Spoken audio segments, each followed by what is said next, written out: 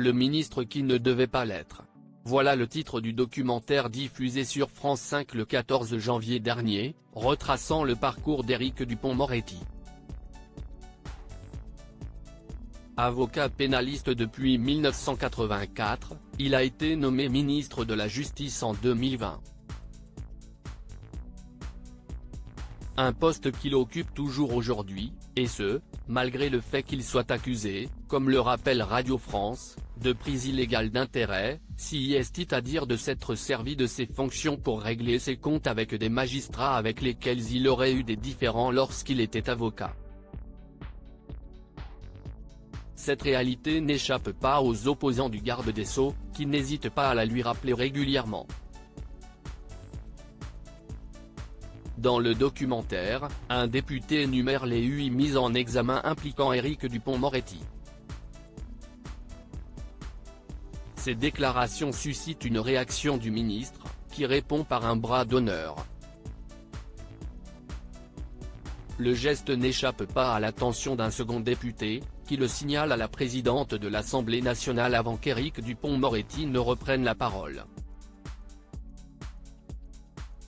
Il n'y a pas eu un bras d'honneur, il y en a eu deux, commence-t-il avant d'être interrompu par l'indignation des députés présents. Lors de la revisionnage de ces images dans le documentaire, le ministre de la Justice a tenu à expliquer son geste, une fois pour toutes, « Je ne suis pas fier de ça », débute-t-il, ajoutant, « Ce que j'ai voulu dire vous avez traité la présomption d'innocence avec un geste que je ne vais pas refaire ici, qui a été surinterprété. Ça me dérange de l'avoir fait, mais la présomption d'innocence, moi, j'y suis très attaché. » Un franc-parler bien connu. Cette séquence à l'Assemblée nationale date du 7 mars 2023, mais encore aujourd'hui, elle fait parler. Que l'on comprenne ou non son geste, le ministre de la Justice semble peu préoccupé par les réactions. Homme politique depuis seulement 4 ans, Éric Dupond-Moretti n'est pas enclin à se plier à l'ordre, et lorsqu'il est attaqué, il se défend vigoureusement. Léa Salamé, Thomas Soto, Nicolas Demorand, tous ont pu en faire l'expérience à leurs dépens.